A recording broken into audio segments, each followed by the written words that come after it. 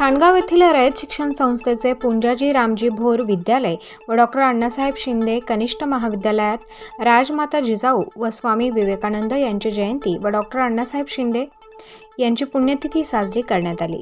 विद्यालयाचे प्राचार्य बाळासाहेब पगारे यांच्या मार्गदर्शनाखाली पर्यवेक्षक रामदास मध्ये यांच्या अध्यक्षतेखाली कार्यक्रम संपन्न झाला। यावेळी राजमाता जिजाऊ व स्वामी विवेकानंद, अण्णासाहेब शिंदे यांच्या प्रतिमेचे पूजन भाऊसाहेब तोरकड, बाळू भांगरे, मनोज महाजन, अशोक कचरे आदींच्या हस्ते करण्यात आले। विद्यार्थ्यांनी स्वामी विवेकानंद, राजमाता जिजाऊ यांच्या जीवनावर आपले विचार मांडले।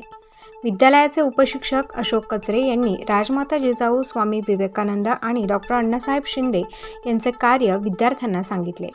डॉक्टर अण्णासाहेब शिंदे यांच्या दूरदृष्टीने आज आपला देश अन्नधान्य उत्पादनात स्वयंपूर्ण झाला असून आज दुधाच्या उत्पादनात भारत जगातील दुसऱ्या क्रमांकाचा देश म्हणून ओळखला जातो।